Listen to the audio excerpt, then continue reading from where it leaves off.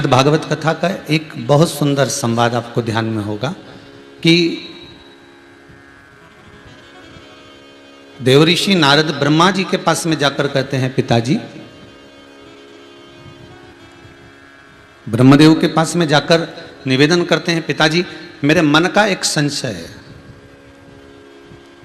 क्या भागवत इतनी रसवान है कि पापी जीव को तार देती है? ब्रह्मा जी ने कहा, तो मैं उसको पलड़े में तोलना चाहता हूं। जब तक मैं उसको तोलूंगा नहीं तब तक हो सकता है कि मेरे मन में विश्वास ना आए। एक बात आपसे भी कही, पहले भी कही, आज फिर कहते हैं। शिव महापुराण में आपका मन लगे तो आप कथा का रसास्वादन करो। शंकर के चरणों में आपकी चित्त वृत्ति लगे तो आप शंकर का अनुमोदन करो। पर यदि शिव अनुमोदन में, शंकर के भजन में, शंकर की भक्ति में, शंकर के चरणारविंद में आपका चित्त नहीं लगता हो, आपका मन नहीं लगता हो, तो निवेदन है शिव की निंदा ना करें।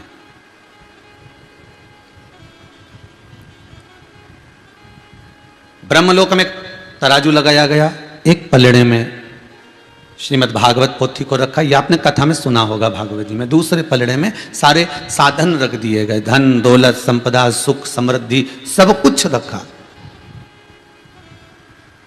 पर सब साधन रह गए हल्के, पलड़ा झुका कथा अमृत का। ये श्रीमद् भागवत कथा कहती है।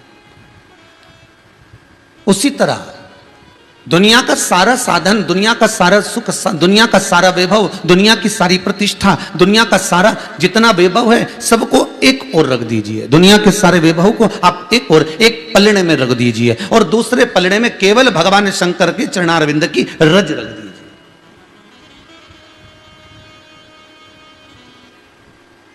केवल शिव के चरणारविंद की एक मात्र कण का रज, मात्र कण का रज, दूसरा नहीं।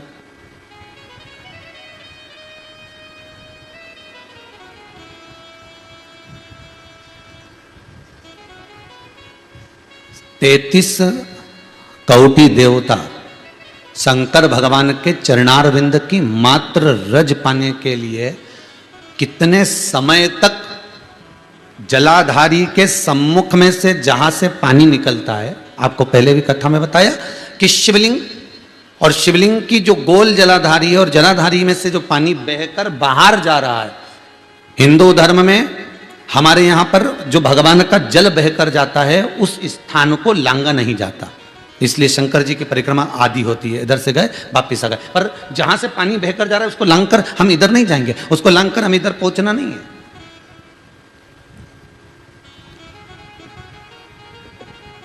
उस जल को हमें लांघना नहीं है, उस जल को केवल हम स्पर्श कर सकते हैं, प्रणाम कर सकते हैं, नमन कर सकते हैं, पर उसको हम लांघे ना। क्यों?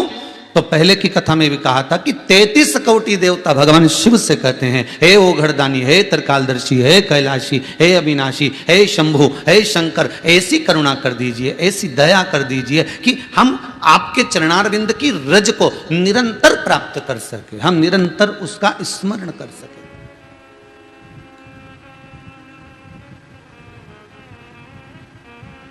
हमें वो रज निरंतर प्राप्त हो जाए,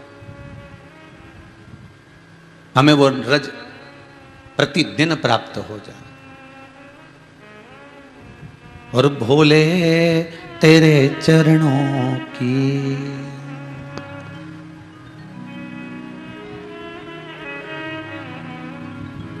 कर धूल ही मिल जाए, सच कहता हूँ भोले, तकदीर बदल जाए, सच कहता हूँ भोले, तकदीर बदल जाए, भोले तेरे चरणों। मात्र शिव के चरणारविंद की रज इस जीव को अगर मिल जाए, मात्र शंकर के चरण की रज इस मानव को अगर प्राप्त हो जाए, तो जीव तो वैसे ही कृतार्थ हो जाए। कि भोले तेरे चरणों के होना हमें दास है, तेरे चरण रज से बुझानी हमें प्यास है। अगर सदगुरु के चरण की रज, मेरे शंकर के चरण की रज, शिव महापुराण तो बार बार कहती है, स्कंद पुराण कहती है, अग्नि पुराण कहती है, नर्मदा पुराण कहती है कि अगर कोई 33 कौटि देवताओं का भी अगर कोई गुरु बनकर बैठा है तो वो मेरा देव अधिदेव महादेव बनकर बैठा है, मेरा शिव, मेरा शंकर, मेरा ओघड़ी बनकर बैठा है।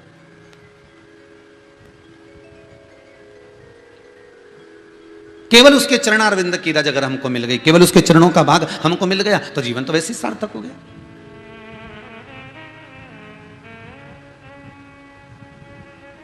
पर आदत हमारी बुरी है ना, हम भगवान के चरणों तक जाना ही नहीं चाहते, हम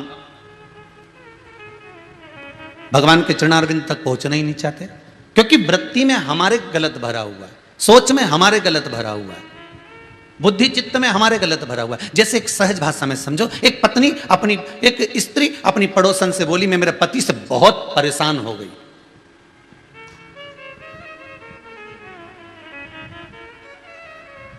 एक पड़ोसन से एक माता बोल रही है, मैं अपने पति से बड़ी परेशान हो गई। इतना झूठ बोलने वाला पति मैंने जिंदगी में कभी नहीं देखा। अरे झूठ बोलो पर कम बोलो, इतना झूठ बोलने वाला पति मैंने जिंदगी में नहीं देखा। गजब का झूठ बोलता है, सुबह से तंग कर कर रखा है। पड़ोसन ने पूछा क्या झूठ बोल रहा है? सुबह से कह रहा है मेरे 5,000 रुपए किसी ने निकाल लिए, 5,000 रुपए मेरे किसी ने निकाल लिए, 5,000 रुपए मैंने किसी ने मेरे निकाल लिए। इतना झूठ बोले जिसका वर्णन नहीं। गजब का पति मिला।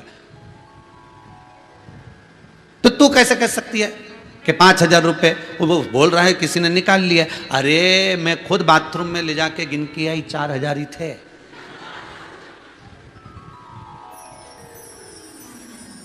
अब बताओ ऐसे पति के साथ कैसे जिंदगी निकालूंगी? इतना झूठा व्यक्ति, इतना झूठा व्यक्ति, इसके साथ मैं अपनी जिंदगी कैसे निकालूं? अब तुम बताओ। अब पड़ोसन माथा ठोक रही, बता चोटी तो ये बैठी, चोरी इसने करी है। और बताओ बेचारा बोल रहा है कि 5,000 रुपए हैं, 5,000 रुपए हैं, और ये बोल रही 4,000। तो तूने चुराया काहे को? वो 5 और 4 के चक्कर में। हम भी ऐसे ही हैं, हमारी वृत्ति भी ऐसी है, हमारा मन भी ऐसे ही, हमारी चित्त वृत्ति भी ऐसी है। हम मन में सोचते हैं कि हम भगवान का भजन करेंगे, हम मन में विचार कर कर जाते हैं हम शंकर का अनुमोदन करेंगे, हम मन में विचार कर कर जाते हैं हम शिव का स्मरण करेंगे। पर हम भी वहां पहुंचते पहुंचते हम रिझाने के लिए पहुंचे थे, पर हम जैसे ही मंदिर की चौखट पर चढ़े, हम जैसे ही मंदिर के दरवाजे पर चढ़े कि हमारी बुद्धि में मांगने का भाव प्रकट हो गया। आज मैं भगवान से ये मांग कर जाऊंगी, आज मैं भगवान से ये लेकर जाऊंगी, आज मैं भगवान से ऐसा कुछ मांग लूंगी मेरा बच्चा 10वीं में पास हो जाए, आज मैं ऐसा कर कर जाऊंगी, आज मैं ऐसा कर कर। भगवान से कुछ मांगना नहीं है। तुम दरवाजे पर अगर पहुंचे हो, भगवान ने अगर तुमको वहां तक बुला लिया है, मेरे परमात्मा ने अगर अपनी चौखट तक तुमको बुला लिया है, अपनी कथा तक तुमको बुला लिया है, या आप आस्था चैनल के माध्यम से कथा सुन रहे हो, मोबाइल के माध्यम से सुन रहे हो, अगर परमात्मा ने आपकी चित्त वृत्ति को, आपके मन को अपनी कथा में, अपने चरणों में अगर लगा लिया है, तो समझ लेना कि भगवान तुम्हारे दुख को काटना प्रारंभ कर दिया है, भगवान तुम्हारे दुख को मिटाना प्रारंभ कर दिया है, भगवान तुम्हारे दुख को समाप्त करना प्रारंभ कर दिया है। अगर तुम भगवान की भक्ति में डूब गए हो तो फिर दुख धीरे धीरे समाप्ति की ओर आ जाएगा।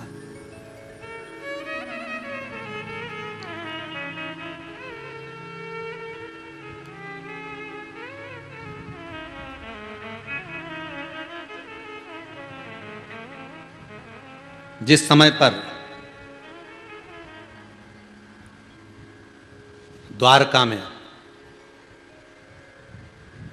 भगवान कृष्ण विराजमान थे,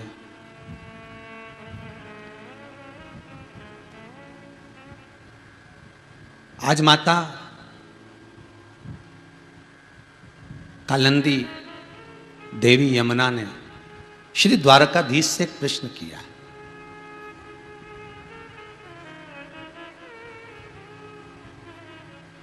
द्वारकानाथ आज आप बड़े मौन हो, आप बड़े आज आपके भीतर मुझे ऐसा लगता है कि कुछ हलचल मची हुई है, आज आप बड़े मौन से दिख रहे हो। द्वारकानाथ, आपके मौन का कारण क्या है? अब किस लिए मौन? द्वारकाधीश ने कहा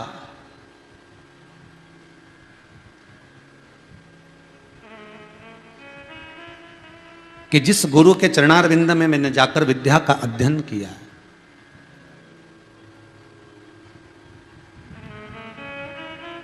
जिस गुरु के चरणारविंद में बैठकर मैंने ज्ञान प्राप्त करा है, उस गुरु से छूटे मुझे बहुत वर्ष हो गए। पर आज मेरे गुरु का, मेरा जीवन, मेरे गुरु की आज मुझे भक्ति का जो भाव प्रकट हुआ है, शायद मैं गुरु के करीब में होता तभी भी उनको जान नहीं पाता, तभी भी मैं उनको पहचान नहीं पाता।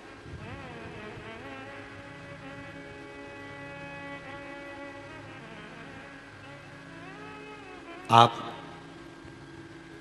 एक प्रसंग बड़ा सुंदर आप लोगों ने श्रवण किया होगा कि सांदीपनी ऋषि के आश्रम में भगवान कृष्ण ने विद्या का अध्ययन किया। पर आपको ये मालूम है कि सांदीपनी बाबा के आश्रम में अगर भगवान कृष्ण पहुंचे हैं, क्या मथुरा में, क्या वृंदावन में, क्या गोकुल में, क्या बरसाने में, क्या नंदगांव में, क्या पूरे जितनी आदिक जितने धर्म क्षेत्र हैं, इन सारे क्षेत्र को छोड़कर भगवान उज्जैनी क्यों आ रहे हैं?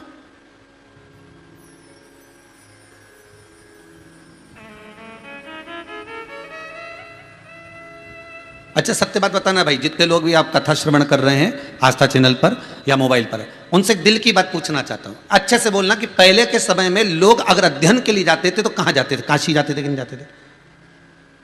कि सब ये काशी पढ़ने के लिए जाएंगे, सब ये काशी के लिए जा रहे हैं, ये काशी पढ़ेंगे, ये काशी में विद्वत्ता धारण करेंगे। पर मेरा द्वारका का नाथ, मेरा कृष्ण, मेरा द्वारकाधीश, मेरा कन्हैया अगर विद्या अध्ययन करने के लिए जा रहे हैं तो मथुरा छोड़कर, आदि जगह छोड़कर, जहां इतनी विद्वत्ता का भाव हो, जहां इतना ज्ञान चारों तरफ फैला हुआ हो, उस स्थान को छोड़कर मेरा द्वारका का नाथ, मेरा कृष्ण अगर विद्या अध्ययन करने जा रहा है तो उज्जैनी ही क्यों जा रहा है? मेरा द्वारका का नाथ, मेरा कृष्ण उज्जैनी क्यों पहुंच रहा है? उस अवंतिका नगरी में, उस महाकाल की नगरी में, काल अधिपति की नगरी में मेरा कृष्ण क्यों पहुंच रहा है? किस लिए?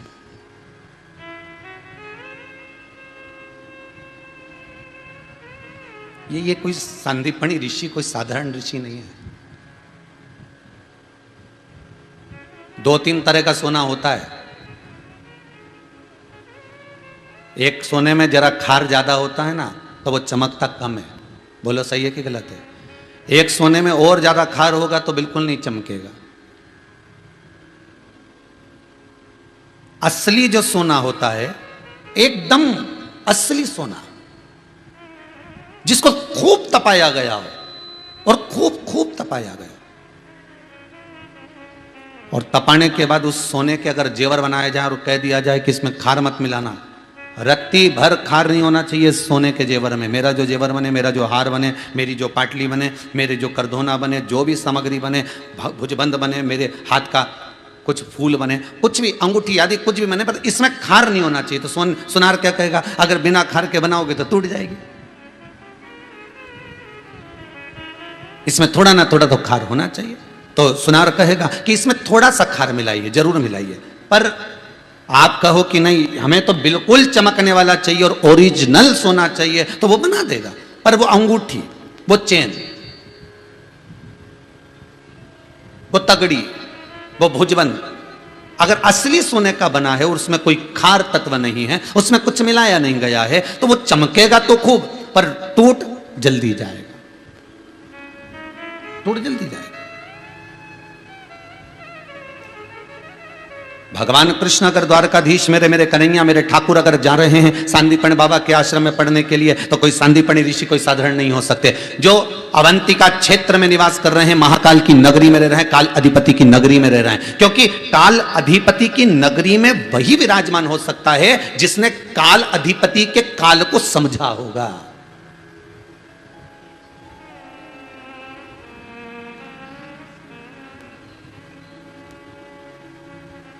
कालिंदी जी ने पूछ लिया। आपसे भी निवेदन है, कभी कभी अपने पति से पूछा करो तुम्हारा गुरु कौन है। आप में से कितनी पत्नियां हैं, जितने लोग भी कथा सुन रहे हैं, कभी कभी तो पूछ लिया करो तुम्हारा गुरु कौन है। और पूछने के बाद कहा करो, कभी कभी गुरु जी के पास जाते हो, बात करते हो फोन पर, कभी कभी उनसे चर्चा होती है, कभी उनसे मिलने का भाव उत्पन्न होता है, कभी कभी दिल में मन में ऐसी उमंगता उत्पन्न होती है कि मुझे गुरु के द्वार जाना है, मुझे गुरु के चौखट पर जाना है। साल भर में एक बार मुझे गुरु के दरवाजे पर जाकर मुंह झूठा कर आना है, क्योंकि मैं भले साल भर गुरु मेरे यहां भोजन करे, भले वर्ष भर गुरु मेरे यहां पर खाए, भले साल भर में गुरु जी को खूब भोजन कराऊं, खूब वस्त्र दूं, आभूषण दूं, रतन दूं, माणिक दूं, मोती दूं, धन दूं, दौलत दूं, संपदा दूं, पर साल में एक दिन ऐसा हो कि मैं गुरु के दरवाजे पर जब जाऊं और गुरु के घर की मैं झूठन खाकर, गुरु के घर की मैं टिक्कड़ खाकर, गुरु के घर का मैं 2 अन्न का दाना खाकर जब लौट कर आऊं, तो गुरु के दरवाजे पर भले तुम रोज मत पाओ, रोज का नियम बनाओ कि हम नहीं खाएं, पर साल में एक दिन ऐसा हो कि मुझे गुरु के घर का अन्न पाना है, मुझे गुरु के दरवाजे की उस झूठन को पाना है, मुझे गुरु के दरवाजे का भोजन ग्रहण करना है। क्यों? शास्त्र कहता है कि वर्ष में एक बार अगर हम गुरु के घर का झूठन भाग, थोड़ा सा अन्न भाग ग्रहण कर लेते हैं तो शरीर में कोई बड़ा रोग कभी नहीं आता, प्रवेश नहीं कर पाता, क्योंकि गुरु शिव का अवतार होता है, गुरु शंकर का एक स्वरूप होता है। अभी कालिंदी जी को भगवान द्वारकाधीश ये बात बताएंगे कि शंकर और गुरु में क्या अंतर है। इस गुरु शिव महापुराण के अंतर्गत आपको यही समझना है कि शिव और गुरु में क्या अंतर रह गया, ये द्वारकानाथ बता रहा है। और पूरी दुनिया में केवल एक शिवलिंग की स्थापना ऐसी है जो भगवान कृष्ण अपने गुरु की याद में कर रहे हैं। पूरी दुनिया में एक शिवलिंग ऐसा स्थापित करा जो दुनिया में कोई नहीं कर सकता, वो द्वारकानाथ अपने गुरु की याद में कर रहे हैं। कौन सा शिवलिंग है वो? द्वारका जी कौन कौन गया है? जितने लोग टीवी पर कथा सुन रहे हैं जरा हाथ उठा लो रे भाई। और मोबाइल पर भी जो लोग कथा सुन रहे हैं भले हाथ उठा लो, हम नहीं देख रहे तो क्या हुआ, तुम दिल से तो उठाओगे। द्वारका कौन कौन गया है द्वारकाधीश के दर्शन करने के लिए? अगर द्वारका गए होगे तो आपको मालूम होगा कि शंकर भगवान की स्थापना जब हम बड़े द्वार पर से, रख लीजिए हाथ, जब हम बड़े द्वार में से द्वारकाधीश का दर्शन करने के लिए अंदर प्रवेश करते हैं तो अंदर जाते से ही राइट में कुशेश्वर महादेव का दर्शन होता है। कौन से महादेव है? कुशेश्वर महादेव। दुनिया में एक ही महादेव है जिसको गुरु की याद में मेरे द्वारकानाथ ने अपनी द्वारका में स्थापित करा था। आपने दर्शन करे होंगे, बड़ा द्वार में से जब अंदर जाएंगे राइट में द्वारकाधीश में नीचे की ओर वो शंकर जी का मंदिर नीचे, उसमें कम से कम 15-20 सीढ़ी नीचे है पुराना मंदिर। और कई लोगों ने दर्शन भी करे होंगे आप लोगों में से। कुशेश्वर महादेव नीचे।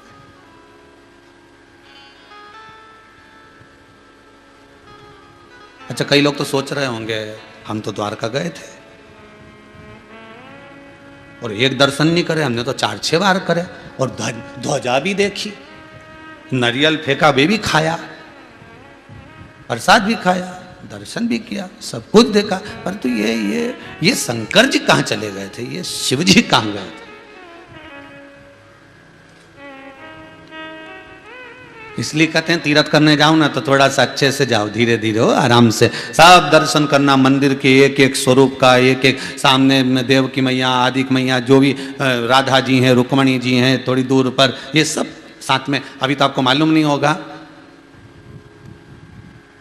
शिव पंचायत का मंदिर, सूर्य, भगवान विष्णु, माँ दुर्गा, गणेश जी, शिव जी, ये पंचायत आपको पहले कही है। शिव पंचायत का मंदिर, सबसे पहला शिव पंचायत का मंदिर पूरी पृथ्वी पर द्वारका में ही था।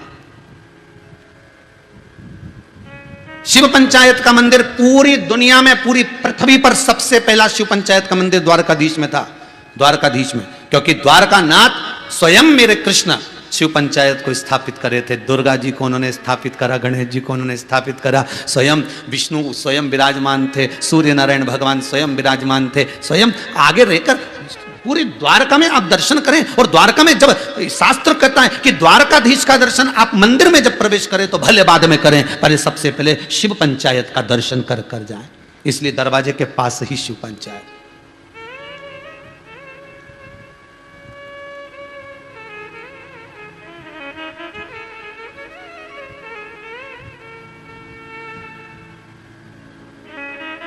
गोदावरी से ऐसी क्या प्रीति थी मेरे द्वारकानाथ को?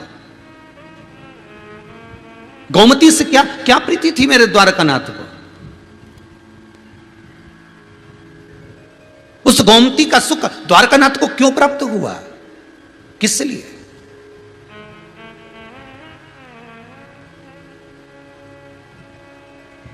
कालंदी जी कह रही हैं, आप गोमती और गोदावरी का स्मरण करने वाले, आप यहां पर विराजमान होकर नैनों से नीर बहा रहे हो, यह बात कौन सी है? जगत का पालनहार, जगत का परमपिता परमात्मा, मेरा द्वारकानाथ, मेरा कृष्ण आज अगर आंखों से आंसू बहा भी रहा है तो किसी गुरु के लिए, और वो गुरु जिसको वो छोड़ कर आया, जिनको वो छोड़ा है वो गुरु।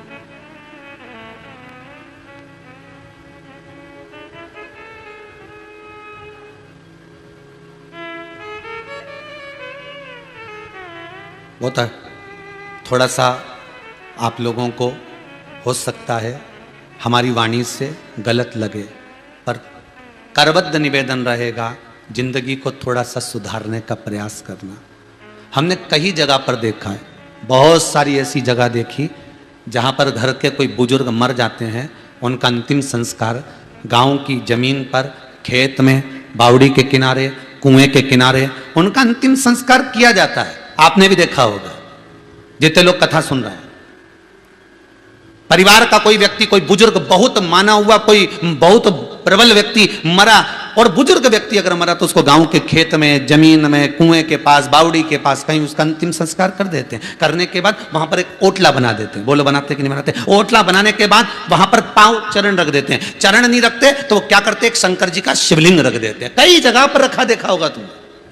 हम एक जगह की बात नहीं कर रहे। तुम जब जब रोड के किनारे से निकलोगे, जब जब तुम रास्ते में से निकलोगे, कहीं खेत में तुमने देखा होगा एक ओटला बना, शंकर जी का शिवलिंग रखा है। कहीं ओटला बना, शंकर जी का शिवलिंग रखा है, नंदी रखा है। फिर कहीं ओटला बना, मंदिर नहीं बना, ओटला बना, शंकर जी का शिवलिंग रखा है। ओटला बना, शंकर जी का शिवलिंग रखा, नंदी रखा, शिवलिंग रखा, पर यह नहीं सोचा तुमने कि रख किस जगह पर रहे। माना शंकर मेरा शिव में मानते हैं कि शमशान का वासी है, मेरा शिव ओघड़ निवासी है, मेरा शमशानी का निवास करने वाला मेरा भूत अधिपति, मेरा भूतेश्वर, मेरा शंकर है, मानते हैं, पर उसको विराजमान कहां कर रहे हो ये भी तो देखो।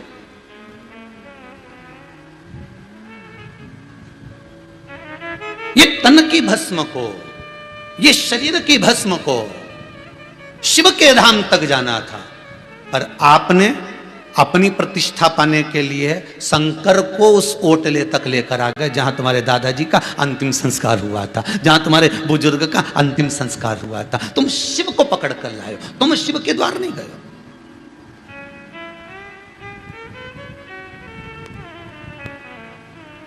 तुम्हें शंकर के द्वार जाना चाहिए था। जब कोई मरता है तो उसको कहां लेकर जाते हैं? शमशान। शमशान क्यों? शिव के द्वार अपन इसको लेकर जा रहा है, शंकर इसको लेने आए वो बात दूसरी।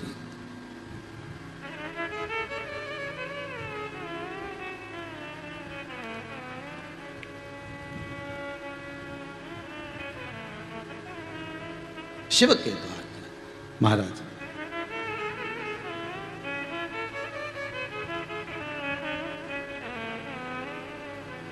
बस एक बात याद रखिएगा,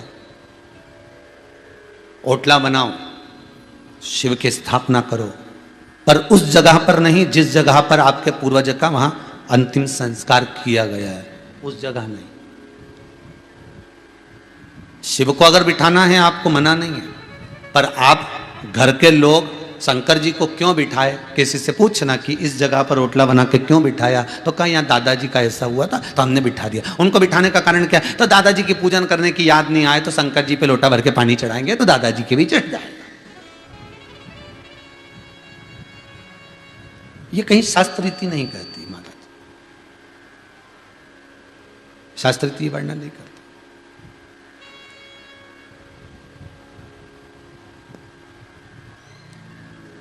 कालंदी जी कह रही है, नाथ आप किसको याद कर कर रो रहे हो? मेरे कृष्ण मेरे द्वारकानाथ कहते हैं आज मेरे गुरु सांदीपनि को।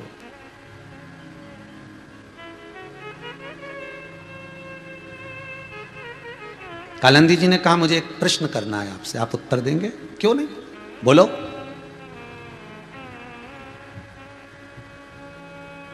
ऐसा कौन सा पुण्य, देवऋषि नारद का कल का संवाद आ गया है, बहुत ध्यान दीजिएगा।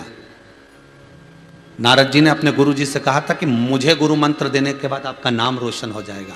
आप किसको गुरु मंत्र दे रहे हो? ए मछुआरे, तुमको मालूम है तुम किसको गुरु मंत्र दे रहे हो? आज वही बात कालंदी जी ने कह दी। ऐसा कौन सा पुण्य सांदीपनि ऋषि ने किया जो आप जैसे द्वारकानाथ उनके शिष्य बने, सुदामा जैसे उनके शिष्य बने? कौन सा पुण्य गुरु कर गए?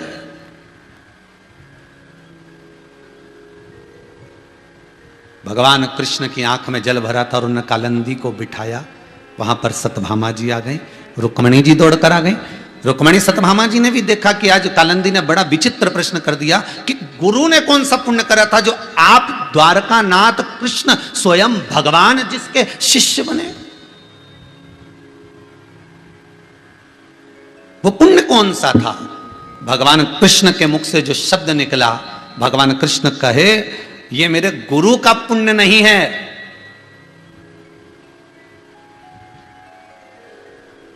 ये तो मेरे ऊपर मेरे गुरु की कृपा है। मैं चाहूंगा कि मैंने जिंदगी में कौन सा पुण्य करा था जो सांदीपनि ऋषि जैसे मेरे गुरु बने। मैंने कौन सा पुण्य करा था?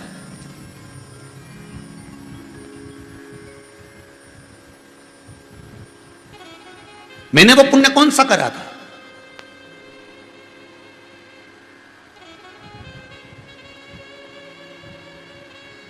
पति धर्म पत्नी से क्यों डरता है?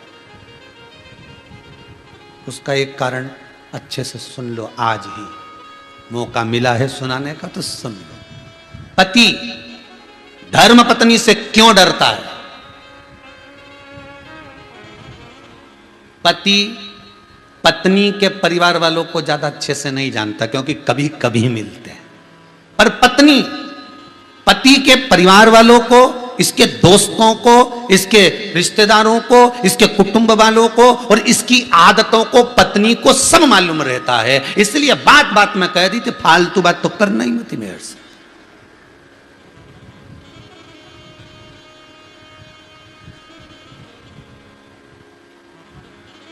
फालतू बात मेरे से मत करना हो, मैं सब जानती हूँ, मेरे को तो बिल्कुल बताना ही मत थी। तुम क्या है, बस यहाँ जब बात अड़ गई तो भगवान कृष्ण ने कहा कि रुक्मणी जामवंती ये सब बैठी हुई है और कालंदी तू पूछ रही है कि कौन सा पुण्य था, तो मैं कहता हूं कि मेरा कोई पुण्य ऐसा होगा जिस पुण्य की प्रबलता में मुझे सांदीपनि ऋषि जैसे गुरु मिले, ये तो मेरा भाग्य होना चाहिए।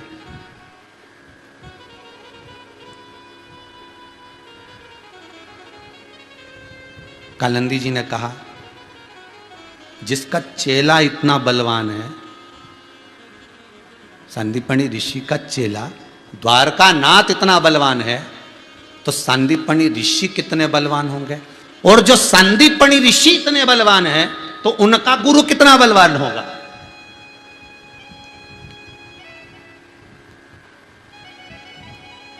उनका गुरु कितना बलवान होगा?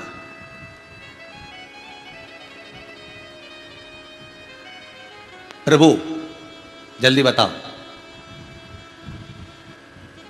ऐसा सांदीपनि बाबा किस गुरु के चेले हैं और ऐसा कौन सा फल मिल गया था उनको? अच्छा, दुनिया के लोगों को लगता है इसके पास जो माल आ रहा है ना, इसके पास जो लक्ष्मी आ रही है ना, इसके पास जो वैभव आ रहा है ना, जरूर इसने कोई सिद्धि प्राप्त कर ली होगी, जरूर इसने कोई विद्या प्राप्त कर ली होगी।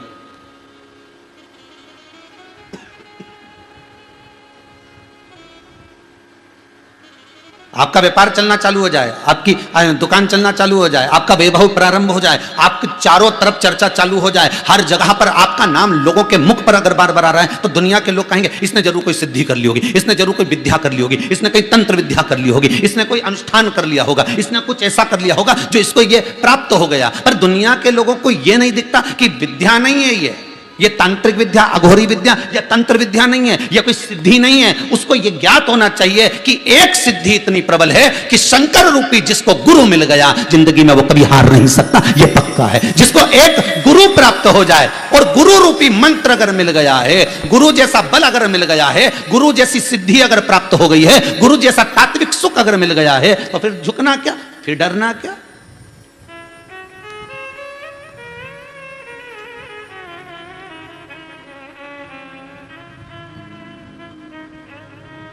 अब क्या डरना उसमें, वो कहे ना, अब जन्म लिया तो डरना क्या, फिर लक 84 में पढ़ना क्या, अब जन्म लिया तो डरना क्या, बार बार फिर जन्म फिर मृत्यु। क्यों, किस लिए?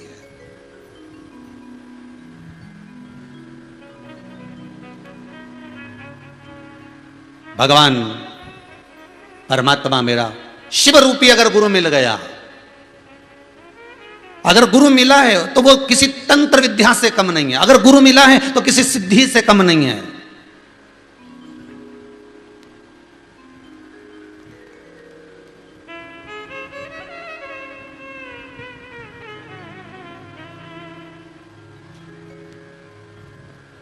कल किसी ने आशीष जी के पास फोन करा होगा और पूछा होगा कि सीओर वाले गुरु जी ने किसी को गुरु मंत्र दिया है क्या? तो आशीष ने हमको बताया कि सुबह किसी का फोन आया था, गुरुदेव पूछ रहे थे किसी को मंत्र दिया है क्या? तो हमने आशीष जी से कहा मंत्र की जरूरत क्या है, यह शिव महापुराण का मूल मंत्र श्री शिवाय नमस्तुभ्यम दुनिया की चित्त वृत्ति में ऐसा बैठ गया, दिल में ऐसा समा गया, यह शंकर की कथा ऐसी दिल में बैठ गई कि अच्छे अच्छे को पलट कर रख दिया, अच्छे अच्छे को। जो कभी शिव की निंदा करते थे, जो कभी शंकर का नाम ऊपर नहीं लेते थे, जो शंकर की कथा सुनना पसंद नहीं करते थे, जो शंकर का अनुमोदन नहीं करते थे, जो कहते थे हम केवल कृष्ण को माने, हम केवल राम को माने, हम केवल इसको माने, हमें शिव से मतलब नहीं, आज बड़े से बड़े, बड़े से बड़े कथाकार तक शंकर की कथा मात्र करने के लिए तरस रहे, केवल शिव का अनुमोदन करने के लिए। और वो समय दूर नहीं होगा जब मेरा शंकर एक एक के घट में बैठा होगा और बड़े से बड़ा विद्वान भी, बड़े से बड़े कथाकार भी इसी शंकर की शिव महापुराण की कथा बाच रहे होंगे। वो समय दूर नहीं होगा। ये शिव पुराण का असर, ये शंकर की तात्विक सुखता का असर, वो क्षण दूर नहीं होगा जब शंकर इनकी चित्तवृत्ति में बैठा होगा। और ये अभी तक कुछ भी बाचे होंगे, कुछ भी कहा होगा, पर अब शिव महापुराण का चरित्र बाचने का प्रयास करते रहे। ये चित्तवृत्ति में शिव भरा गया, शंकर उसमें प्रवेश कर गया।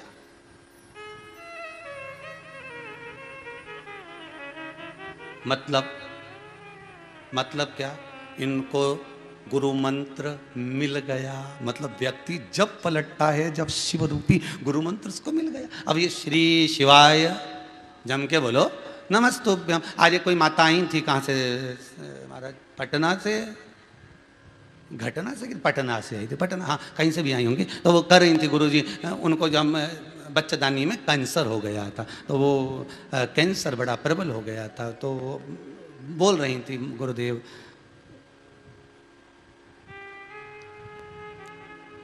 बच्चेदानी में कैंसर हो गया, पर कोई ऑपरेशन नहीं कराया। डॉक्टर बोल रहा था ऑपरेशन का, पर कुबेरेश्वर महादेव को याद करा, मंत्र का स्मरण करा, कुछ उपाय जो शिव महापुराण के थे वो करे, और आज बाबा ने ऐसी लाज रखी, कैंसर समाप्त हो गया, कोई दवाई नहीं खाना पड़ रहा। ये शिव की कृपा,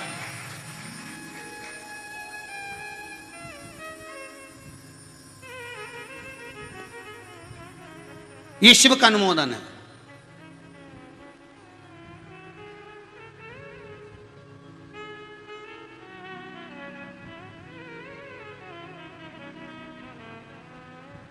ये शिव का स्मरण है।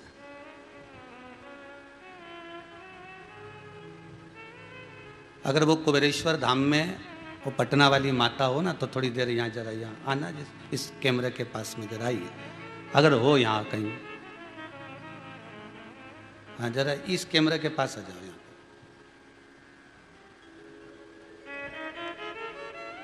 एक माइक दीजिए भाई, यहाँ खड़े हो जाओ, यहाँ आइए।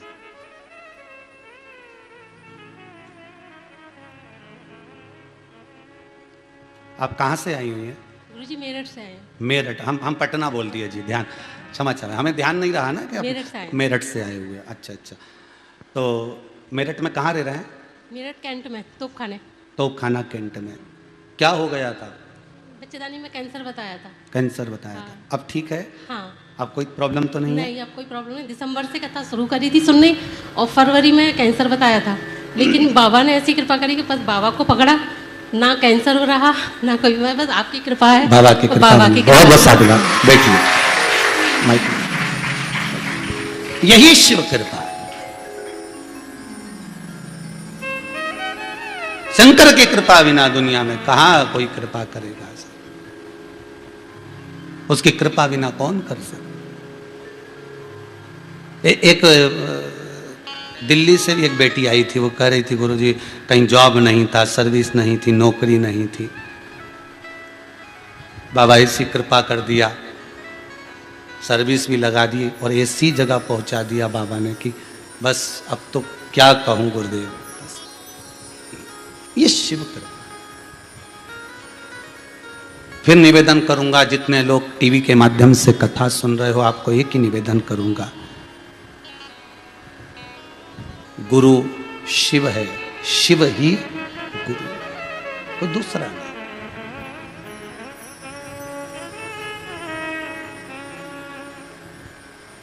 दरबार में भोले बाबा के दुख दर्द मिटाए जाते हैं, दुनिया के सताए लोग यहाँ सीने से लगाए जाते हैं, सीने से लगाए जाते। बस उसके द्वार पर हम पहुंच गए, उसकी चौखट। कालंदी जी ने एक प्रश्न कृष्ण भगवान के सामने रख दिया कि मुझे इतना सुनना है कि जिसका चेला इतना प्रबल है तो उस गुरु का गुरु कितना प्रबल होगा, वो मुझे जानना है। आप बताएंगे नाथ?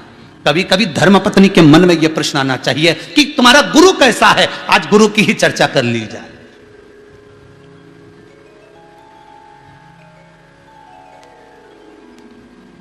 आपका गुरु कितना प्रबल है, हमें गुरु में होड़ नहीं करना है कि ये गुरु कितना बलवान है, इसकी सत्ता कितनी है, इसका वैभव कितना है, इसकी धन कितनी है, इसके चेले कितने हैं, इसके शिष्य कितने हैं, इसका कितना भंडारा होता है, कितना भोजन होता है, ये क्या करता है। हमें उससे मतलब नहीं रखना, हमें तो इतना रखना है कि गुरु भगवान का भजन कितना करवाता है और कितना करता है, स्मरण कितना करवाता है, कितना करता है, भक्ति में कितना ले जाकर छोड़ता है और खुद कितना ये शब्द है। हमें उसका वैभव नहीं देखना, हमें उसका धन दौलत संपदा सत्ता नहीं देखना। तब भगवान कृष्ण के नयनों से जल झलका और उन्होंने कहा, सुनो कालंदी, मेरे गुरु जी से एक बार मैंने पूछा था, गुरुदेव पूछना चाहूंगा आपका गुरु कितना प्रबल होगा जो आज मेरे जैसे शिष्य को आपने जो विद्या दी। काल अधिपति महाकाल की इस नगरी में, इस अवंतिका प्रदेश में आपने जो मुझे सुख प्रदान करा, वो सुख ऐसे ही नहीं मिल सकता गुरुदेव। जरूर आपको ये ज्ञान कहीं और अच्छी जगह से मिला होगा।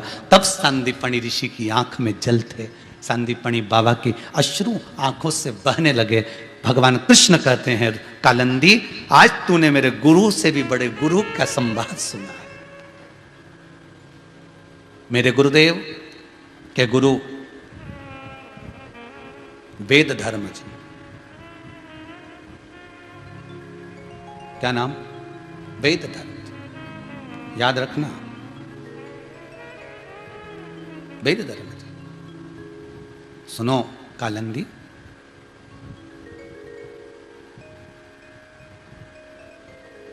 मेरे गुरुजी जिस गुरु दरवाजे पर जाकर विद्या का अध्ययन करते थे, वहां पर बहुत सारे शिष्य थे।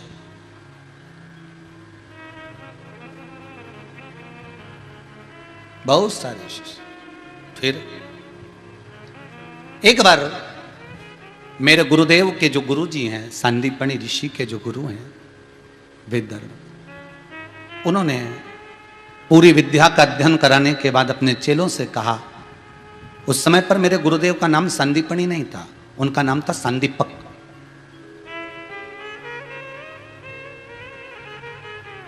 सुनो, सारे शिष्यों ने विद्या अध्ययन करी है, अब मेरा मन करता है कि मैं थोड़े समय के लिए काशी जाऊं। वेद धर्म जी ने कहा मुझे काशी जाना है। जितने भी शिष्य मेरे आश्रम में रह रहे हैं, जितने भी शिष्य इस आश्रम में विद्या का अध्ययन करे हैं, उन सब से निवेदन है कि सब मेरे साथ काशी घूमने के लिए चलो। सब तैयार हो गए चेले, कौन मना करेगा? कौन मना करेगा? जिसको देखो वही तैयार, हम भी चलेंगे, हम भी चलेंगे, हम भी चलेंगे। सबने तैयारी कर ली, ने बैग जमा लिया, ने पोटली बांध ली और सब तैयारी करके बैठ गए कि कल गुरुजी के साथ में सब काशी जा रहे घूमने के लिए, और सबकी तैयारी हो गई। दूसरे दिन सुबह गुरुजी ने सब चेलों को बुलाया और वेद धर्म जी ने कहा, सुनो बेटा, सब काशी चलो, मना नहीं है, पर एक बात अच्छे से सुन लेना, जब मैं काशी में पहुंचूंगा, जब मैं काशी में जाऊंगा, काशी में पहुंचने के 4 दिन बाद, इसको कहते हैं गुरु, अपनी गति गुरु खुद बता रहा है। काशी में पहुंचने के 4 दिन बाद मैं कोढ़ी हो जाऊंगा, मुझे कोढ़ हो जाएगा और मैं आंख से अंधा हो जाऊंगा, न चल सकूंगा न फिर सकूंगा, मेरे शरीर से पीप बहेगा, रक्त बहेगा, और तुम सबको सेवा करना है मेरी, ना मैं हिलूंगा न डुलूंगा, तुम सब मेरी सेवा करना। इतने में सारा शिष्य सोचे गजब का टेंशन दे दिया। बताओ, गजब का टेंशन। अभी तो सोचे थे कि काशी जाएंगे, अब मालूम पड़े अटैची भी उठाओ, अटैची के साथ में गुरुजी के कपड़े भी धो, और धो तो धो, गुरुजी कह रहे हैं मेरे शरीर में कीड़े भी पड़ेंगे। और सुनो, जब व्यक्ति को रोग हो जाता है, शरीर कष्ट देने लगता है, तो व्यक्ति चिड़चिड़ा हो जाता है। मैं गुस्सा भी बहुत करूंगा। अब तुम में से जो मेरे साथ चलना चाहता हो मेरी सेवा के लिए, चल चलो। एक बोला मुझे तो मेरी मम्मी की याद आ रही, एक बोला मेरे को मेरे पिताजी याद आ रहे हैं, एक बोला मुझे सपने में मेरी बहन भाई दिख रहा है, एक बोला मुझे मेरी गौ माता दिख रही, एक बोला मैं ये आश्रम खाली रहेगा कौन देखेगा, मैं इसी को देख लूंगा, एक बोला मेरे को तो जाना है, मेरी तो शादी पक्की हो गई, एक बोला मुझे तो ऐसा करना है, मैं तो वहां। सब छुट्टी मार दिए, सब चले गए, केवल एक सांदीपक बचा, केवल एक सांदीपक बचा। सांदीपक ने आकर कहा, गुरुदेव आप चिंता न करिएगा, मैं आपके साथ चलता हूं। तुझे मालूम है शरीर में मेरे कोढ़ हो जाएगा, पीप बहेगा, कीड़े पड़ेंगे, अंधा हो जाऊंगा, देख नहीं पाऊंगा, संभालना तुझे पड़ेगा, रोटी तुझे खिलाना पड़ेगी, सेवा तुझे करना पड़ेगी, दवाई गोली तुझे करना पड़ेगी, औषधि तुझे करना पड़ेगी, सब करूंगा, गुस्सा में करूंगा, सब करूंगा, चलो। ये है मेरे कृष्ण के गुरु के भी गुरु, और ऐसे थे मेरे भगवान कृष्ण के गुरु। गुरुपद कोई साधारण में नहीं मिल जाता, साहब सहजता में नहीं मिल जाता। ये जो सास सुनाती है ना अपनी अपनी सास की कथा बहुओं को, तो बहुओं को तो लगता है ओ ऐसी होती थी क्या है, और सास सुनाती थी हमारी सास एक जरा सी दाल बिना बीने तो डाल दे, सारा सामान उसको बिल्कुल टाइम टू टाइम चाहिए, 8 बजे ये वो, और जरा सा चौका बिगड़ा हुआ रसोई घर ऐसी जरा सा पलेथन मलेथन गिर जाए, सास तो ये सब बोलती थी, वो तो आज की सास क्या बोले, और ये बहू उनको सास बताए तो इनको तो ऐसा लगे कोई ऐसी सास होती थी, ऐसी होती थी क्या? पर बताए तो गुरु के गुरु भी बता रहे, ले गए और वेद धर्मा जी पहुंच गए काशी में। काशी में पहुंचने के बाद गुरु तो गुरु है, उसको तो मालूम है कब क्या होना। 4 दिन के बाद वेद धर्मा जी को कोढ़ हो गया, कोढ़ी बनकर गिर गए, नीचे पड़ गए, आंख से अंधे हो गए। उनको एक छोटी सी कुटिया में रखा, छोटे से भवन में रखा, और सांदीपक जी ने उनकी सेवा करना प्रारंभ करी। इतनी सेवा करी, इतनी सेवा करी, इतनी सेवा करी कि खुश।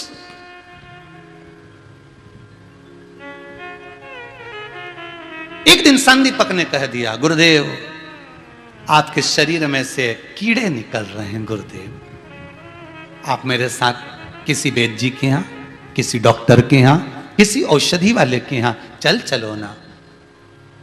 गुरुजी बोले, तेरे जैसा व्यक्ति मैंने नहीं देखा संसार में, सेवा से पीछा छुड़ा रहा है मेरी।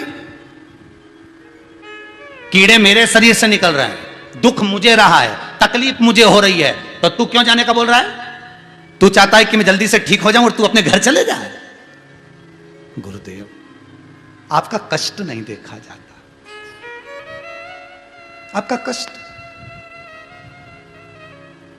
शिव कथा कर रही है, कष्ट गुरु का नहीं देखा। जैसे जैसे नरेंद्र, जैसे स्वामी विवेकानंद को नरेंद्र कहा जाता था।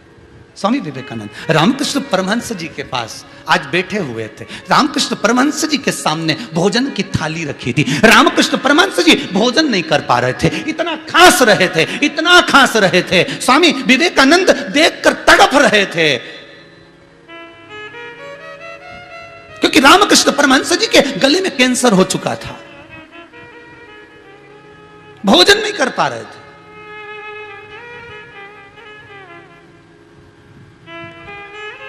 स्वामी विवेकानंद देख रहे हैं, आंख से आंसू स्वामी विवेकानंद के उस नरेंद्र के नेत्रों से आंसू बह रहा है, रो रहा है।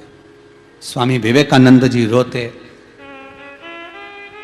बोलने वाले थे कि गुरुदेव गला बेकार हो चुका है, गले में कैंसर हो चुका है, खाते हो कि वो कैसे खाओगे भोजन, खांसते इतना।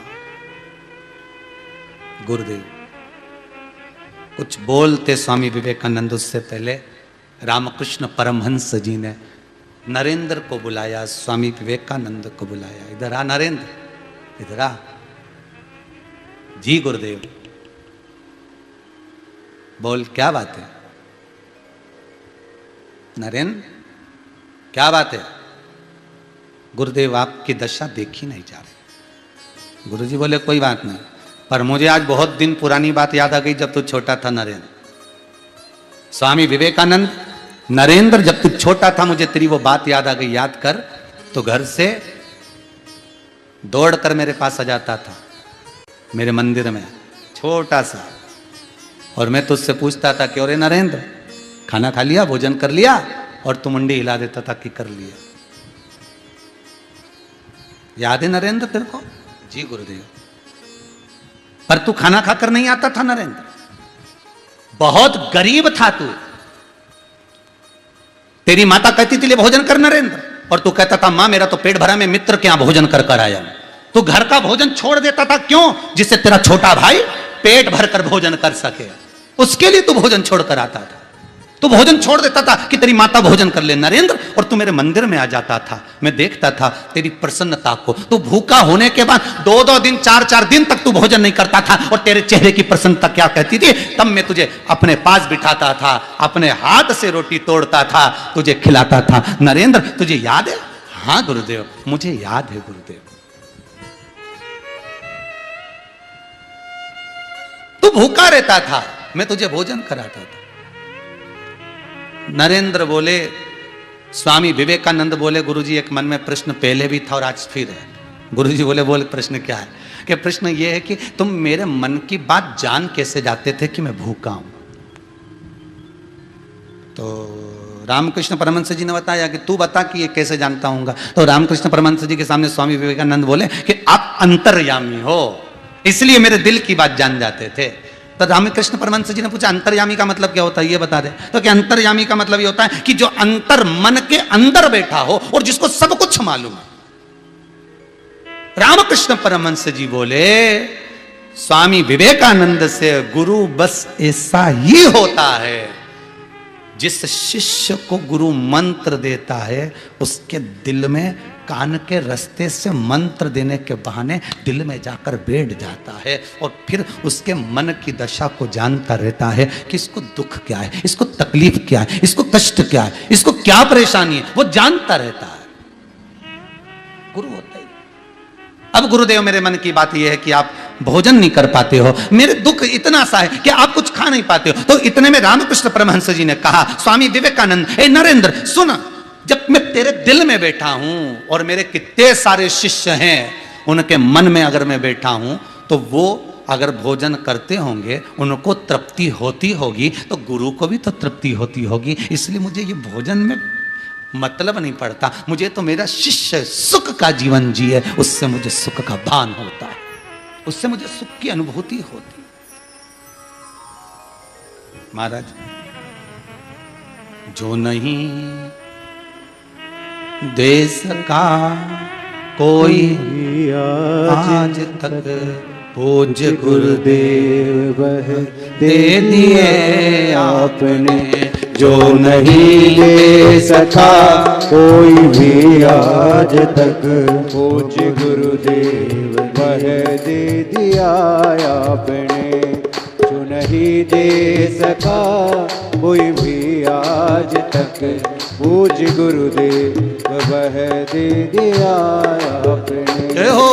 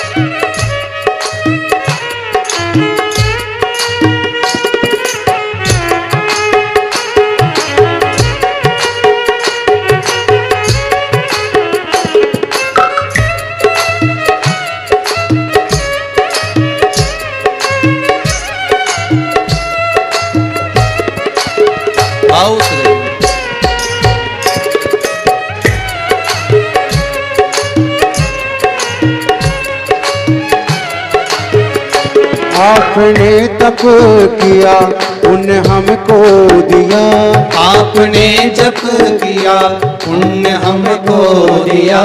आपने तप किया पुण्य हमको दिया, आपने तप किया पुण्य हमको दिया।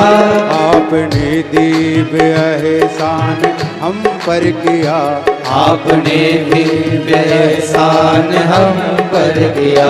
आपने दिव्य एहसान हम पर किया, आपने दिव्य एहसान हम पर किया।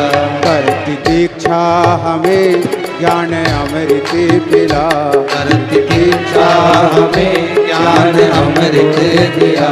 जो हमारे लिए विष पे आया आपने, जो हमारे लिए विष पे आया आपने। जो नहीं दे सका कोई भी आज तक, जो नहीं दे सका कोई भी आज तक, पूज्य गुरुदेव वह दे दिया आपने, पूज्य गुरुदेव वह दे दिया आपने। जो नहीं दे सका कोई भी आज तक, जो नहीं दे सका कोई भी आज तक, पूज्य गुरुदेव वह दे दिया आपने। पूज्य गुरुदेव दे दिया आपने। पूज्य गुरुदेव वह दे दिया आपने।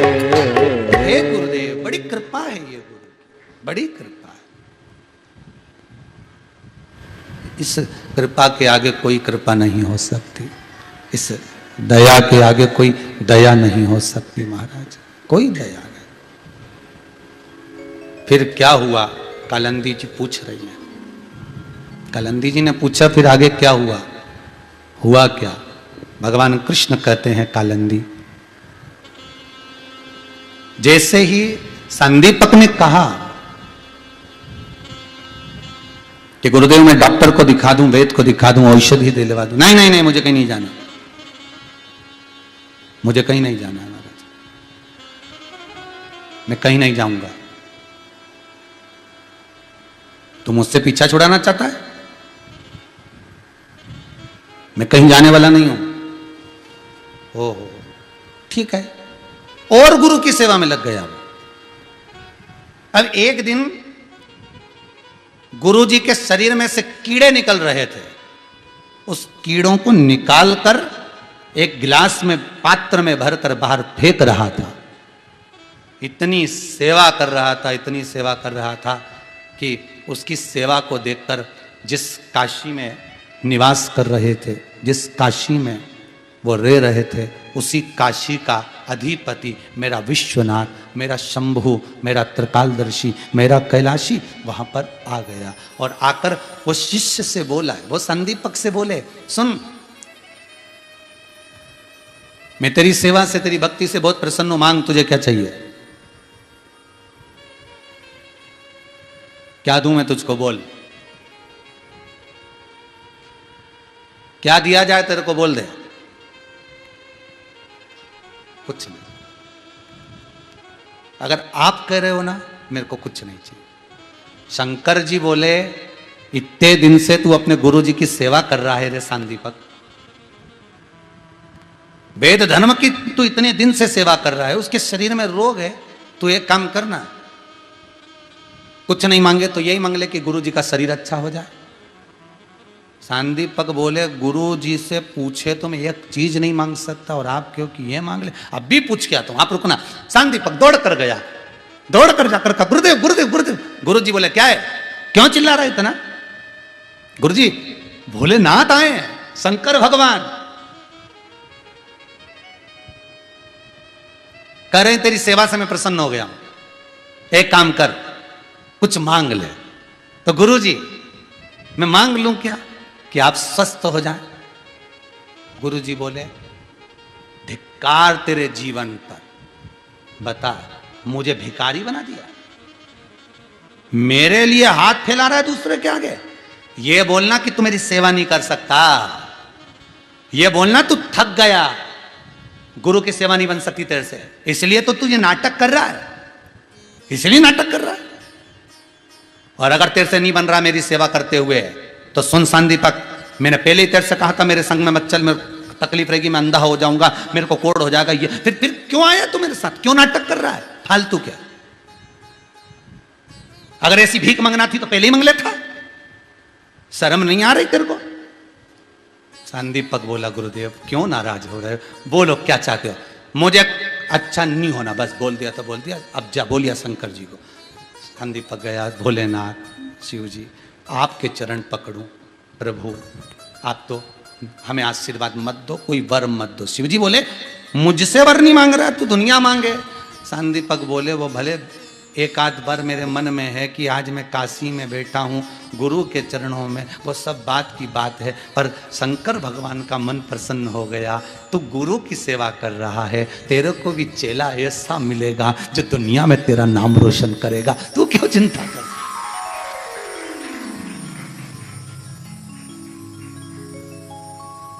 तू आज काशी में है गुरु के साथ में,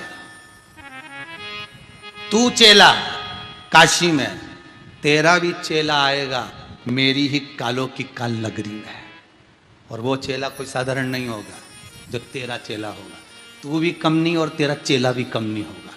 शंकर जी मन से दे दिया, कुछ बोले नहीं सांदीपक को, कुछ भी नहीं। अब इसकी सेवा इतनी अच्छी चल रही थी कि शंकर जी ने भगवान विष्णु से कह दिया, नारायण नारायण। बोले, क्या बात है, उस सांदीपक को वर दिया प्रभु, वो मेरे से नहीं ले रहा, आप जाओ। भगवान विष्णु पहुंच गए, भगवान विष्णु ने जाकर कहा, सांदीपक मांगो तुम्हें क्या चाहिए, तुम्हारी सेवा बड़ी प्रबल है। सांदीपक बोले, पहले भी मांगने की बात सोची थी, इस गुरु जी के पास गया तो गुरु जी ने खूब फटकार लगाई, दादा तुम तो रहने दो, तुम अपने अपने घर जाओ। भगवान विष्णु, तुम अपने अपने घर जाओ।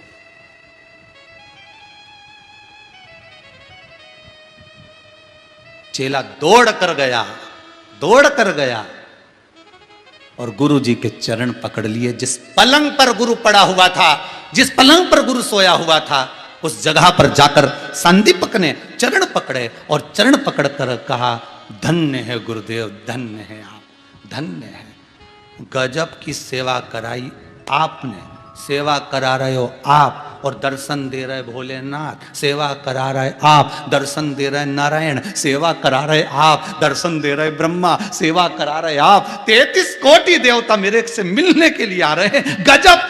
तो भगवान सांदीपक के गुरु तो तुरंत बोले, देव धर्मा वेद धर्मा जी ने पूछा, अब कौन आ गया तेरे से मिलने? तो कि भगवान विष्णु। वेद धर्म ने कहा, बस अब मेरी काया ठीक होगी, एक क्षण नहीं लगा, मुझे गंगा ले चल। काशी में जैसी गंगा का स्नान करा, काया ठीक हो गई। वेद धर्म ने कहा बस अब कोई लालसा नहीं बची, चेला अगर बने तो वो अपनी मंजिल तक पहुंच जाए तो वो तो गुरु का फर्ज है, नहीं तो क्या मतलब। चेला बने और मंजिल तक पहुंच जाए। मैंने अगर गुरु मंत्र तुझे दिया है, मैंने विद्या का मंत्र तुझे दिया है, मैंने पढ़ाया है, तो केवल यहीं तक नहीं छोड़ूंगा, तुझे उस परमात्मा से मिलन करवा कर बताऊंगा। और वो मैंने कर दिया, तुझे ले जाकर उस शंकर के चरणों में, तुझे ले जाकर उस विष्णु से मिलवा दिया। एक बार नारायण का तुझे दर्शन करा दिया, बस गुरु का फर्ज हो गया। और गुरु होता ही यही है। तो भगवान कृष्ण तुरंत कालंदी जी से कह रहे हैं, अय कालंदी, ए यमुना, ए सतभामा, अय जामंती, ए मित्र वृंदा, अय लक्ष्मणा, सुनो रुक्मणी, यह कोई साधारण गुरु नहीं है। अगर आज मुझे मेरे गुरु की याद आई है तो वो गुरु कोई साधारण नहीं था जिसने अपने गुरु की सेवा करी। तो मेरा भी तो लक्ष्य बनता है कि मैं गुरु की सेवा करूं, पर कैसे जाऊं मैं उस अवंतिका प्रदेश में, कैसे जाऊं।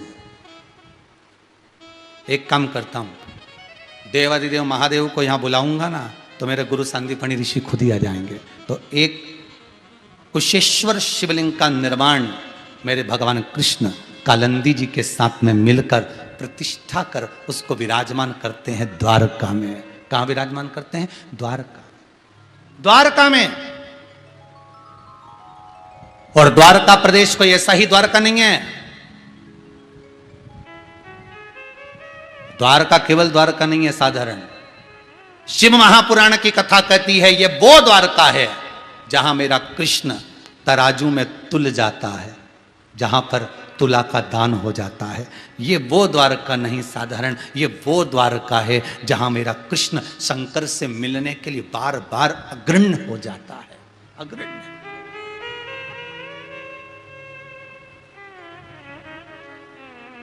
इसलिए मैं द्वारका के ब्राह्मणों को, द्वारका के पंडितों को, द्वारका के पंडाओं को नमन करता हूं, जो द्वारकाधीश की सेवा के साथ में भगवान शिव की सेवा, कुशेश्वर महादेव की सेवा में संलग्न बने हुए हैं। संलग्न, गुरु और शिष्य दोनों ही शुरू,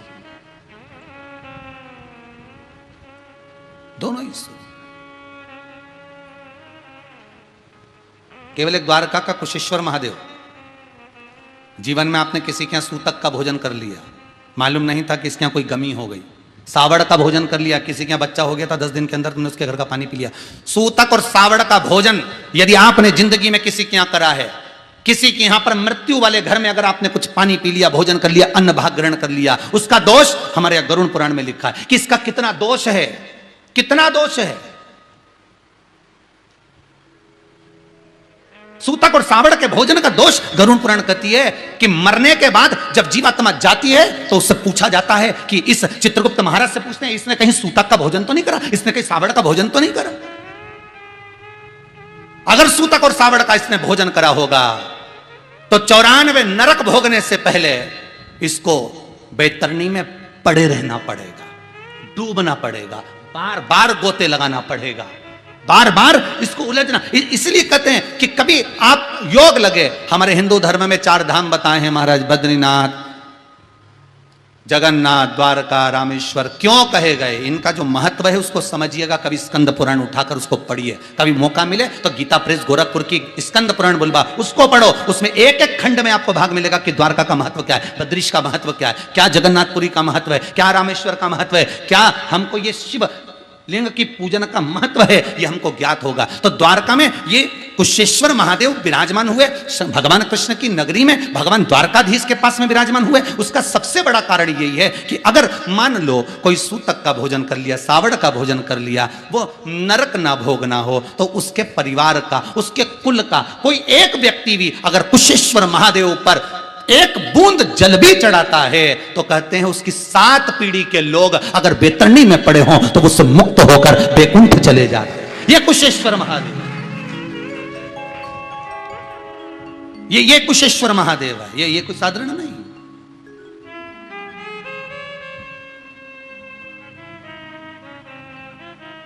शिव को पहचान। तो मैं धन्यवाद देता हूं उस द्वारकापुरी के ब्राह्मणों को, उस द्वारका नगरी के ब्राह्मण जन, पंडा जन, विद्वत जनों को। बहुत बहुत आप सेवा में लगे हो, ना जाने कितनों को पार लगा दो। उस ईश्वर की सेवा आप कर रहे हो।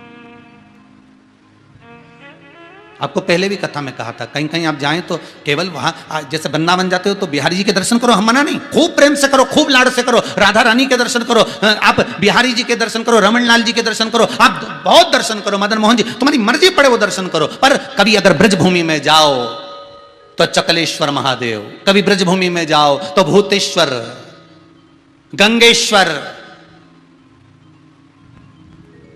कभी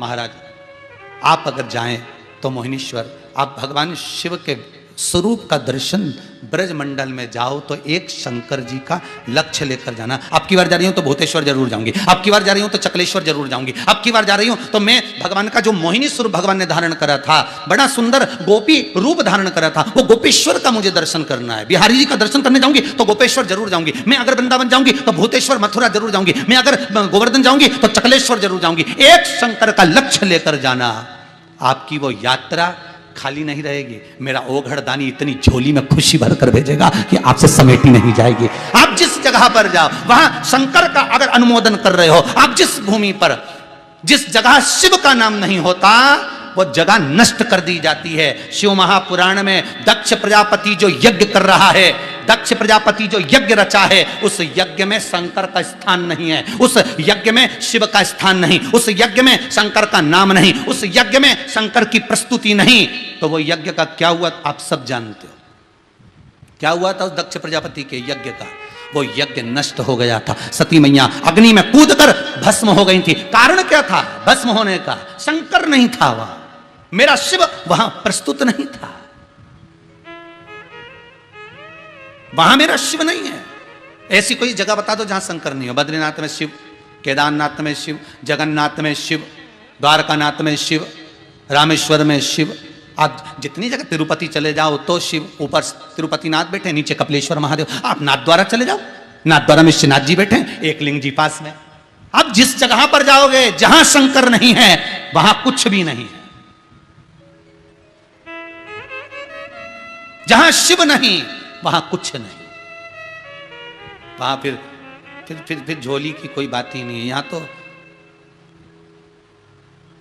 महाराज वो दे रहा, तेरे दरबार की बाबा निराली शान देखी है, तेरे दरबार की बाबा निराली शान देखी है, तुझे देते नहीं देखा पर झोली भरी देखी है। वो देता है, बड़ा प्रबल देता है।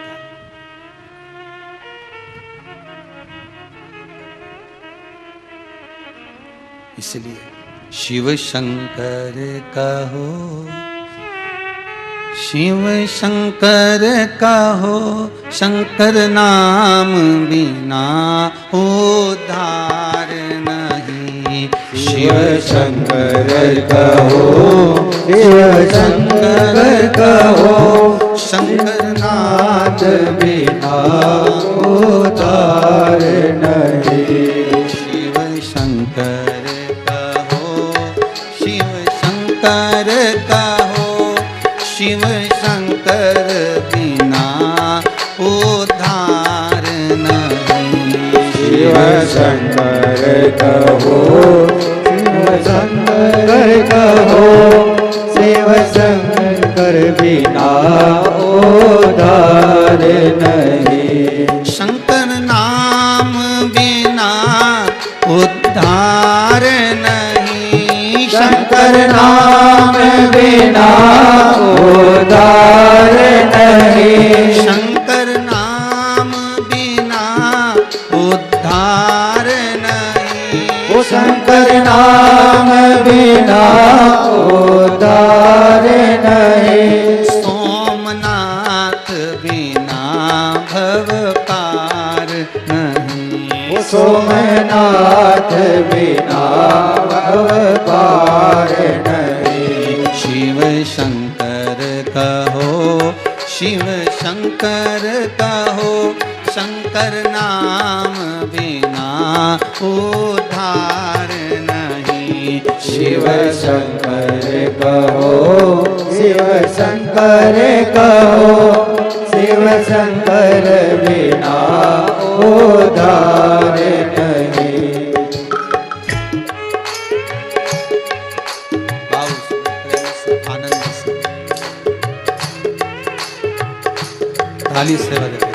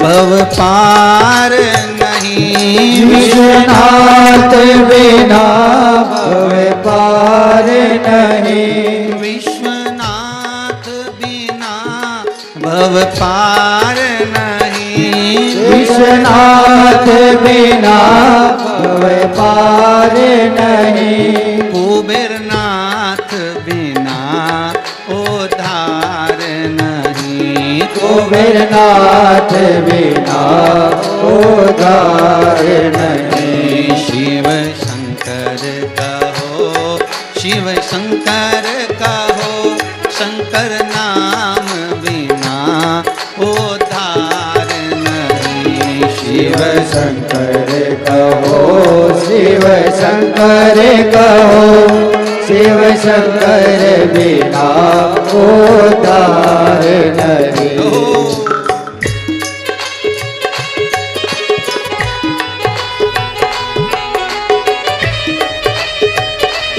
हर भोले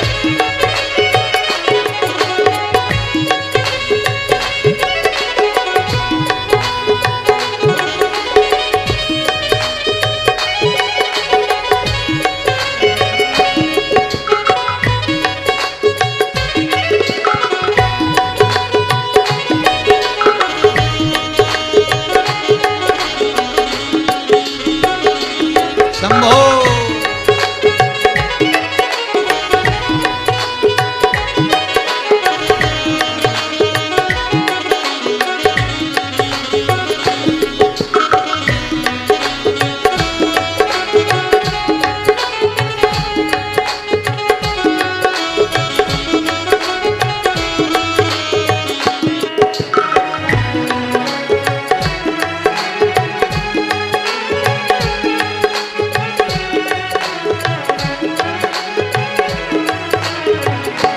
केदारनाथ बिना भव पार नहीं। केदारनाथ बिना भव पार नहीं। केदारनाथ बिना भव पार नहीं। केदारनाथ बिना भव पार नहीं। भीमा शंकर बिना उद्धार नहीं। भीमा शंकर बिना उद्धार नहीं। भोलेनाथ कहो, विश्वनाथ कहो, शिव शंकर बिना भव पार नहीं। भोलेनाथ कहो, विश्वनाथ कहो, शिव शंकर बिना उद्धार नहीं। शिव शंकर बिना उद्धार नहीं। शिव शंकर बिना उद्धार नहीं। ओ विश्वनाथ बिना उद्धार नहीं। विश्वनाथ बिना उद्धार नहीं। महाकाल बिना भव पार नहीं। महाकाल बिना भव पार नहीं। शिव शंकर कहो, शिव शंकर कहो, शिव शंकर बिना उद्धार नहीं। शिव शंकर कहो, शिव शंकर कहो, शिव शंकर बिना उद्धार नहीं। शिव शंकर बिना उद्धार नहीं। शिव शंकर बिना उद्धार नहीं। शिव कथा कहती है जहां शिव नहीं है वहां सब नष्ट है। शंकर नहीं होगा तो नष्ट तो होना ही है।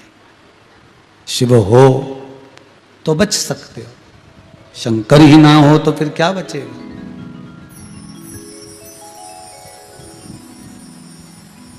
केवल एक मृत्यु लोक ही नहीं जिससे आपको पार उतरना है। माने पापम, हिंदी में हम बोलते हैं ना पाप, तो उसी को संस्कृत भाषा में पातकम भी बोलते हैं। पाप क्या होता है? नीचे गिराने वाला होता है, तो इसलिए उसको पातक बोल देते हैं। पथरी गतौ धातु है ना, तो पातक माने नीचे गिराने। यहाँ तक शास्त्र कहता है कि शरीर में ये जो श्वास चल रही है ये भी शिव है।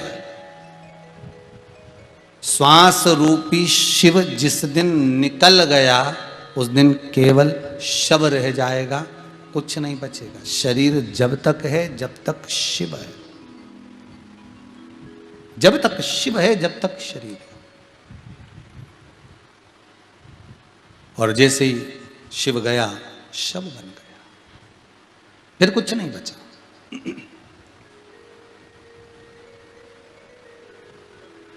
सर्वस्व शंकर। दक्ष प्रजापति ने यज्ञ रखा, उस यज्ञ में सबको बुलाया पर शिव को नहीं। अंत में वो यज्ञ क्या हुआ? सती मैया उसमें जलकर भस्म हो गई, पूरा यज्ञ विध्वंस हो गया, युद्ध हो गया, सब मारे गए। यहां तक जो जजमान था हवन करने वाला उसका भी सिर कट गया, अग्नि में जाकर गिर गया। सारे देवताओं ने जब शंकर जी को वापस बुलाया तब यज्ञ समाप्त हुआ। यज्ञ करवाया, जजमान को बकरे का मुख लगाया। दक्ष प्रजापति को किसका मुख लगा? बकरे का।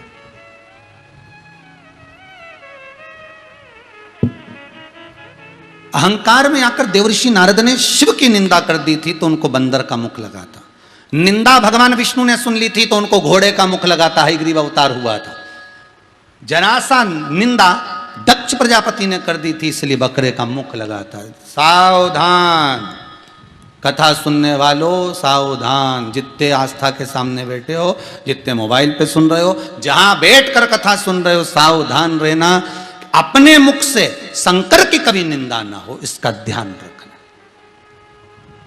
शंकर का कोई गलत चित्र, शंकर का कोई गलत फोटो संसार सागर में प्रेषित मत करना, हाथ जोड़ के निवेदन है। सावन का महीना आ रहा है, लोग भगवान शंकर को चिलम पीते हुए बताते हैं, गांजा पीते हुए बताते हैं, चरस पीते हुए बताते हैं। मेरा शंकर ऐसा नहीं था। जो शिव ने पिया वो क्यों छुपा रहे हो, और जो नहीं पिया उसको क्यों दिखा रहे हो? ये हिंदू धर्म को बर्बादी की ओर लेकर जाने वाला है, ये नष्ट करने वाला है। मेरे शंकर ने विष पिया था, वो जगत को मालूम है, इसलिए पूरे विश्व में यह प्रचार करो कि हमारे हिंदू धर्म के अंतर्गत जो देवता हैं वो विष पीने वाले होते हैं, विष उगलने वाले नहीं। पूरे भारत की भूमि पर किसी भी जगह पर कभी कोई घोषणा नहीं होती, कोई जयकारा नहीं होता। केवल हिंदू धर्म के जितने मंदिर हैं वहीं पर किया जाता है विश्व का कल्याण हो, ये विश्व का कल्याण हो। एक एक धर्म के जितनी भी ठिकाने हैं, केवल हिंदू धर्म के मंदिर में क्यों बोला जाता, बाकी के धर्म के ठिकानों पर भी बोलो। जितने जितने अन्य धर्म के ठिकाने बने वहां पर भी आवाज लगाना चाहिए, वहां पर भी माइक में बोलना चाहिए विश्व का कल्याण हो। एक बार बुलवा के तो देखो, केवल अगर बोलता है तो हिंदू ही बोलता है, केवल अगर बोलता है तो केवल धर्म ध्वज ही बोलता है। इसलिए मेरे भोलेनाथ को बदनाम मत करना कि तुम गांजा पीता फोटो लगाओ, न चरस पीता फोटो लगाओ। अगर फोटो लगाना है तो विष पीता लगाओ, कि शंकर भगवान ने विष पिया था तब तो माने। पर अपने ही धर्म को अगर तुम बर्बाद करोगे तो कहां जाओगे रे, फिर तेरा क्या होगा रे कालिया। विचार तो करो, होना क्या है। हम हमारे धर्म को नष्ट कर दिए, कहां का तरीका है। किसी ने फोटो भेजा भगवान शंकर का चिलम पीते हुए, इसने तुरंत लगा दिया। एक काम कर, शंकर कौन, जगत का बाप। अब एक दिन तेरा बाप अगर पिए, समझ गए, वही बॉटल उसका फोटो खींच के लगा दे व्हाट्सएप पे, डीपी पे, स्टेटस में। जम्मा ने खुद का छुपा के रखना, और जिस हिंदू धर्म को आगे बढ़ाना उस हिंदू धर्म को बदनाम करना, ये कहां की तरीका है। धर्म की जय हो, अधर्म का नाश हो, प्राणियों में सद्भावना हो और विश्व का कल्याण हो। यह विश्व का कल्याण मेरे भारत के संत, साधु, सन्यासी, तपस्वी, ब्राह्मण केवल एक ही घोषणा करते हैं। सुबह सुबह से उठेंगे, आरती करेंगे, पूजन करेंगे, घंटी बजाएंगे, दिया लगाएंगे, अगरबत्ती लगाएंगे और एक ही बात कहेंगे, धर्म की जय हो, अधर्म का नाश हो, प्राणियों में सद्भावना हो और विश्व का कल्याण हो। क्यों कहते हैं भारत को विश्व गुरु, क्योंकि यहीं से तो विदेशियों ने संस्कार लेके गए, यहीं से लेके गए। उनके संस्कार तुम लिया, इन्हें फटी हुई जीन्स। उनके संस्कार तुम लेकर आ गए, खड़े होके भोजन करना, हैप्पी कट।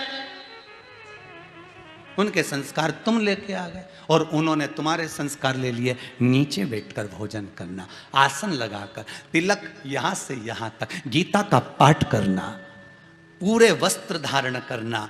तुम तो पिन भी लगा लेते हो, वो तो पिन भी ना लगाकर साधारण वस्त्रों को धारण करना, धोती बगलबंदी पहन। तुम्हारे संस्कार उसने। हमारे यहाँ की बेटियों को मस्तक पर बिंदी लगाने में शर्म आती है। कभी इस्कॉन में जाकर देखिए, उन मंदिरों में, राधा कृष्ण मंदिर में, कभी इस्कॉनियों के मंदिर में, वहां विदेशी भी यहां से यहां तक तिलक लगाकर गौरवान्वित महसूस करते हैं। उनको गौरव उत्पन्न होता है कि हमने तिलक लगाया है, हमने बिंदी लगाई। और हमारे यहाँ की बहुओं को सास कहते बिंदी लगा ले तो तुरंत आग बबूला हो जाए। अभी तो शीतला माता थी, थोड़ी देर में जगदम्बा हो जाए। इसको कहने में देरी, बिंदी की बोल दी।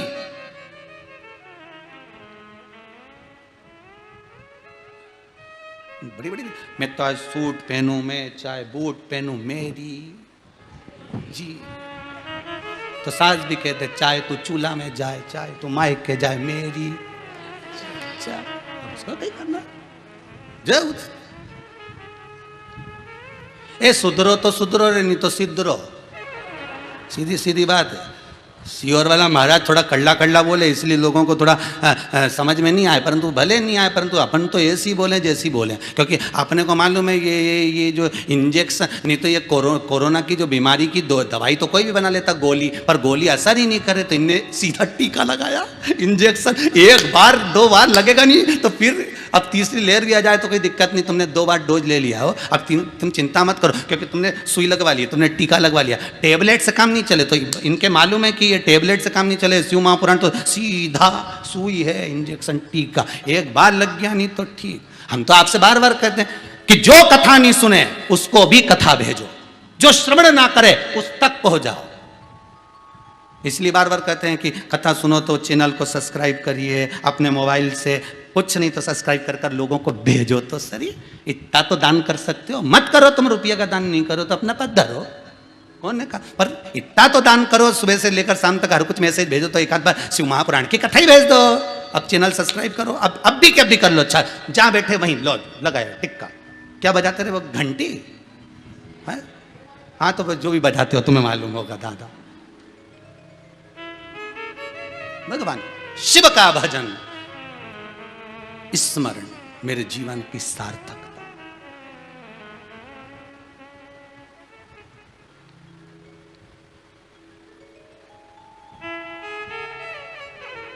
ये जीवन की सार्थकता।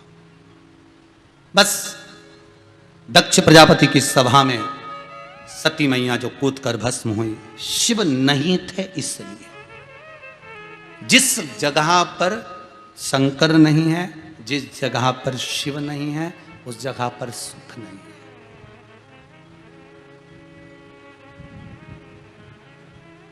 उसमें सुख नहीं है। अब सती मैया जलकर भस्म हो गई। जो सती माता जलकर भस्म हुई हैं, महाराज शंकर भगवान ने कहा, सती के जब शव को लिया, नृत्य किया, नृत्य करने के बाद सती की जो आत्मा थी वो निकलकर पार्वती की ओर जा रही थी। शिव ने उसको रोक लिया। कालाधिपति है शंकर, रोका। सती तुम हमसे दूर जा रही हो? सती कहती है नहीं, मैं आपके नजदीक में हूं। सती कहती है मैं दूर नहीं हूं, मैं आपके करीब में हूं। हर पल हर क्षण आपके नजदीक में हुई सती, दूर नहीं, दूर नहीं हूं मैं। पूछा गया, किसी ने पूछा सती माता के भस्म होने का कारण क्या था? क्यों सती कोयल की योनि में गई, फिर कोयल की योनि से छूटी तो पार्वती बन गई। कोयल की योनि में जाने का कारण केवल इतना सा था कि वो यज्ञ की अग्नि में कूदी थी तो दोष लगा था। पर भस्म होने का कारण क्या था?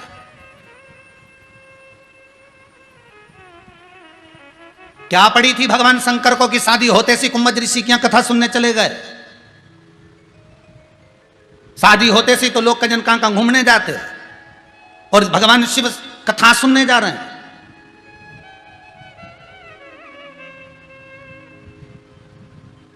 वो भी सती माता को लेकर, विवाह होते से ही। किस लिए?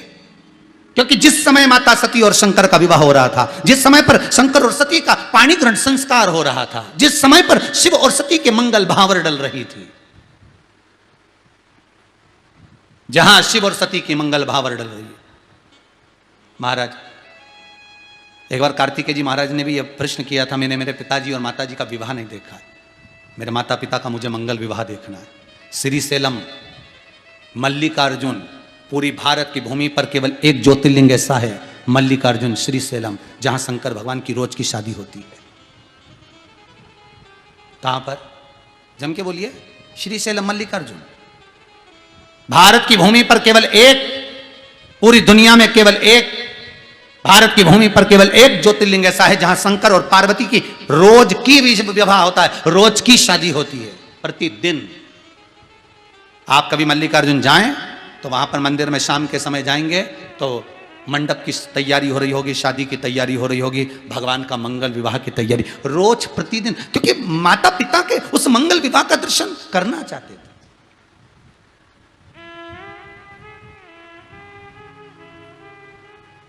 क्यों लेकर गए सती मैया को कथा सुनाने के लिए? जिस समय पर भगवान शंकर और सती का मंगल विवाह हो रहा था, दक्ष प्रजापति की पुत्री माता सती, जो प्रसूति माता के गर्भ से जन्मी थी, वो सती कोई साधारण नहीं थी। दक्ष प्रजापति ने हाथ जोड़कर निवेदन कर कर माता जगत जननी को प्रसन्न कर कर कहा था, मुझे एक बेटी और दे दो। तो मां जगदम्बा बोली थी, तुम्हारे घर में इतनी कन्याओं का जन्म, 60 कन्या जिसके घर में जन्म ले ली, और बेटी मांग रहा? जन्म इतनी बेटियों का होने के बाद तो लोग बेटा मांगते हैं, और तू बेटी मांग रहा है? मां, मुझे बेटा नहीं चाहिए, मुझे बेटी चाहिए। मां कहती है, मैं खुद तेरे घर में बेटी बनकर आऊंगी।